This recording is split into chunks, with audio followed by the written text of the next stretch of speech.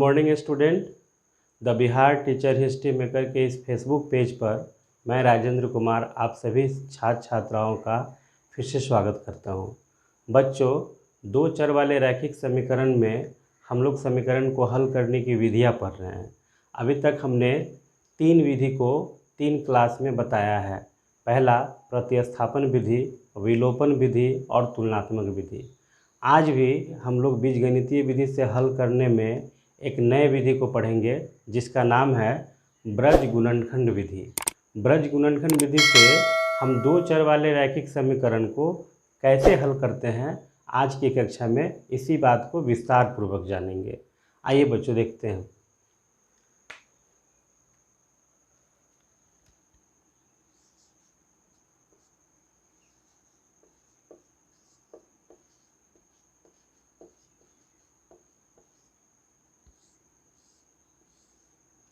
ब्रज गुणनखंड विधि, इसी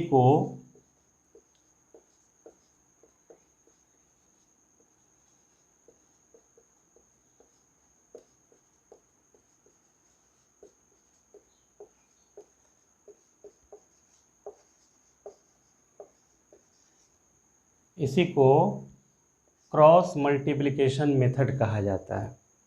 ब्रज गुणनखंड विधि को जानने से पहले हमें कुछ बातों को जानना है। इसमें 3 बात है और मूल रूप से समझिए तो 2 ही बात है।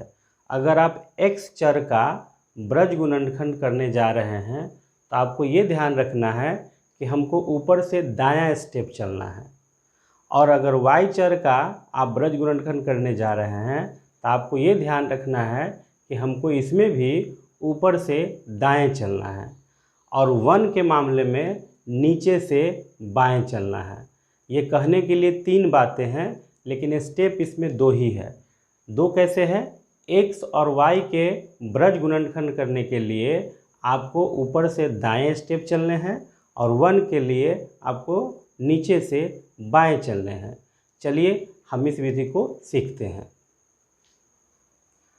आज भी ब्रज गुणनखंड विधि को सीखने के लिए हम लोग 2 चर वाले रैखिक समीकरण का व्यापक रूप ही लेंगे। क्या है व्यापक रूप? a1x plus b1y plus c1 is equal to 0, equation first. और दूसरा है a2x plus b2y plus c2 is equal to 0। अब इस व्यापक रूप को हम लोग ब्रज गुणनखंड विधि से हल करने का प्रयास करेंगे। तो पहले हम x के लिए ब्रज गुणनखंड करेंगे, फिर y चर के लिए ब्रज गुणनखंड करेंगे और 1 के लिए ब्रज गुणनखंड करेंगे। यहाँ बच्चों देखिएगा तो 2 चर वाले रैखिक समीकरण में मूल रूप से इसके 3 भाग होते हैं। एक x चर का भाग, एक y चर का भाग और एक 1 का भाग। इसलिए मैंने 3 भाग यहाँ भी बनाए हैं, और हमें तीनों भाग का ब्रज गुणनखंड करना है, क्रॉस मल्टीप्लिकेशन करना है। हम x का करने जा रहे हैं। अभी हमने बताया है कि x के मामले में ये ध्यान रखना है कि ऊपर से हमें दाएं चलने हैं, तो x वाले पार्ट को ऐसे ढक देंगे, है ना, और ऊपर से दाएं चलने हैं। इस साइड को दायां कहेंगे, दायां हाथ है हम लोग का, इस साइड को बायां कहेंगे। तो ऊपर से दाएं, तो यहाँ पर हमको ये पद मिला और इसका क्रॉस ये पद है, तो क्रॉस पद भी मिल गया ऊपर से ये, और इसका क्रॉस ये मिल गया।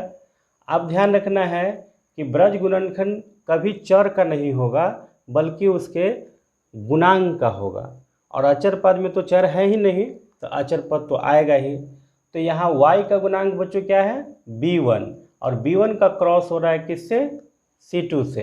तो यहाँ हमारा हो जाएगा b1 इंटू c2। एक हो गया। अब ऊपर से दाएं एक स्टेप चल लिए, अब नीचे से भी दाएं, तो फिर यहाँ आ गया b2, और इसका क्रॉस किससे हो रहा है? c1 से। बीच में सभी जगहों पर बीच में आपको माइनस चिन्ह देने हैं, तो b2 इंटू c1। यहाँ b1 इंटू c2, ये एक हमारा x चर का ब्रज गुणनखंड हो गया। ब्रज गुणनखंड करते समय जिस चर का ब्रज गुणनखंड कीजिएगा उस चर को ढक लेना है, ठीक है। तो हमने x का ब्रज गुणनखंड किया और x वाले चर को ढक लिया, ऊपर से दाएं चलने का फॉर्मूला के हिसाब से हमने ब्रज गुणनखंड कर लिया। अब हम y का कर रहे हैं, इसको बहुत ध्यान से समझना है। y का कर रहे हैं तो y का कर रहे हैं तो y वाले पद को ढक देंगे। फिर यहाँ भी ऊपर से दाएं का स्टेप है, तो ऊपर से दाएं c1 है और c1 के इस साइड तो 0 हो चुका है, तो c1 है और c1 का क्रॉस कीजिएगा तो यहाँ हो जाएगा क्रॉस c1 का क्रॉस a2 से, तो यहाँ हमारा हो जाएगा c1 इंटू a2, बीच में बाय डिफ़ॉल्ट माइनस चिन्ह देना है। उसके बाद जब ऊपर से इसका दाएं हो चुका है तो नीचे से भी दाएं, तो c2 और c2 का क्रॉस किससे, a1 से, तो यह हो जाएगा a1, यहाँ हो जाएगा a1 इंटू c2। हमारे पास अब y का भी ब्रज गुणनखंड हो चुका है। अब हम 1 के लिए करेंगे, तो 1 के लिए जब करेंगे तो कांस्टेंट टर्म हमारा ढक जाएगा। अब यहाँ ध्यान रखना है कि यहाँ पर हमने कहा है कि x और y के मामले में ऊपर से दाएं चलना है और 1 के मामले में नीचे से बाएं चलना है, तो नीचे से बाएं b2 का क्रॉस a1, तो हो जाएगा बच्चों a1 इंटू b2, फिर बीच में बाय डिफ़ॉल्ट माइनस चिन्ह देने हैं। अब फिर ऊपर से बाएं, तो b1 का किससे, a2 से, तो a2 इंटू b1। इस प्रकार हम लोगों का तीनों पदों का ब्रज गुणनखंड प्राप्त हो चुका है। ये जो स्टेप्स हम फॉलो किए हैं, इसमें ये ध्यान रखना अनिवार्य है कि आप x और y के मामले में ऊपर से दाएं चलेंगे, 1 के मामले में नीचे से बाएं चलेंगे। ऐसा नहीं करने पर आपको चिन्ह का अंतर आ सकता है, तो इस बात का हमेशा ख्याल रखें कि जो स्टेप मैं बताया हूँ उसी स्टेप को फॉलो करना है, ठीक है। आगे बढ़ते हैं। अब यहाँ तीनों पदों का ब्रज गुणनखंड प्राप्त हो चुका है और तीनों एक दूसरे के इक्वल है। तो इक्वल है तो आपको शुरू में क्या करने हैं, यदि तीनों एक साथ लेके हल नहीं कर सकते हैं तो x वाले को पहले लेते हैं, x बट्टा b1 into c2 minus b2 into c1 बराबर 1 बट्टा a1 into b2 minus a2 into b1। ये वाला पद डायरेक्ट इसके बराबर करेंगे, तीनों तो इक्वल ही है तो कोई 2 लेकर चलेंगे ताकि वैल्यू निकल जाएगा। तो यहाँ क्रॉस मल्टीप्लिकेशन होगा, तिरछा तिरछी गुना, तो ये वाला टर्म्स यहाँ चला आएगा। तो कुल मिलाकर x का वैल्यू बच्चों यहाँ हो गया b1 into c2 minus b2 into c1। अब बट्टा में ये तो रह ही जाएगा a1 b2 minus a2 b1, ये x का वैल्यू निकल गया। और दूसरे स्टेप में यदि y वाला को बराबर कीजिए, y बट्टा क्या हो जाएगा c1 a2 a1 c2 बराबर 1 बट्टा a1 b2 a2 b1। इसलिए फिर y का वैल्यू निकालिएगा तो ये वाला टर्म यहाँ चला आएगा तिरछा तिरछी गुना होकर के, तो हमको इससे गुना करना नहीं है, y यहीं पर छोड़ देंगे और ये वहाँ चला जाएगा। तो ये हो जाएगा c1 a2 minus a1 c2 बट्टा a1 b2 minus a2 b1। इस प्रकार आपने देखा कि ब्रज गुणनखंड विधि का प्रयोग करके हम लोग 2 चर वाले रैखिक समीकरण के व्यापक रूप को हल कैसे किए और x का भी वैल्यू भी निकाले और y का भी वैल्यू निकल गया। तो इस तरीके से हम इस मेथड का इस्तेमाल करते हैं 2 चर वाले रैखिक समीकरण को हल करने में। लेकिन ये चूँकि व्यापक रूप को मैंने किया है, आपके सामने एक प्रश्न लेते हैं और उस प्रश्न को हल करके आप लोग को दिखाएंगे। आप इसे नोट कर लीजिए। देखिए बच्चों, एक प्रश्न आ चुका है। अब इस प्रश्न को हम लोग ब्रज गुणनखंड विधि से हल करके ये देखेंगे कि जो सीखे हैं उसके माध्यम से हम ऐसे प्रश्नों को हल कर सकते हैं या नहीं। आइए बच्चों देखते हैं। यहाँ दिया हुआ है 3x - 5y बराबर -1, 2x + 3y = 12। आपको इस प्रश्न को ब्रज गुणनखंड विधि से हल करने हैं। सबसे पहले हमें ये ध्यान रखना है कि ब्रज गुणनखंड विधि और विधियों से थोड़ा अलग है। ब्रज गुणनखंड विधि को लगाने से पहले समीकरण में जो भी पद दिए हुए हैं उसको एक साइड कर लेंगे और दूसरे साइड बराबर 0 कर लेंगे और तब प्रोसेस को आगे बढ़ाएंगे। चलिए इसको करके देखते हैं। यहाँ सॉल्यूशन लिख दीजिए और लिखिए दिया गया है 3x - 5y -1 को इधर ले आइए +1 = 0। इसको इक्वेशन फर्स्ट मान लीजिए और 2x + 3y -12 = 0, इसको इक्वेशन सेकेंड मान लीजिए।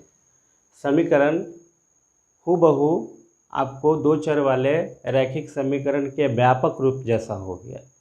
अब आप इसमें ब्रज गुणनखंड लगाइए। तो पहले x का ब्रज गुणनखंड लिखना होगा, फिर y चर का और फिर 1 का, तीनों बना लिए।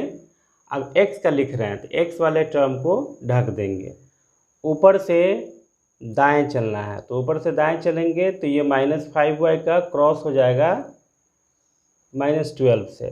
तो चूँकि चर को नहीं लिखना है, सिर्फ उसके गुणांक का हमको गुणा करना है, सिर्फ उसके गुणांक का गुणा करना है। तो -5 का गुणा -12 से, तो -5 का गुणा जब -12 से कीजिएगा तो एक बार इसको लिख लीजिए -5 -12, बाय डिफ़ॉल्ट बीच में माइनस चिन्ह।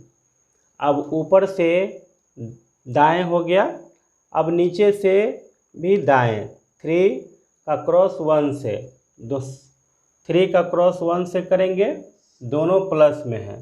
देखिए अब नीचे से दाएं तो 3y का क्रॉस 1 से, तो दोनों प्लस है तो 3 + 3 + 1, प्लस को लिखेंगे फिर भी कोई दिक्कत नहीं है, नहीं लिखेंगे फिर भी कोई दिक्कत नहीं है।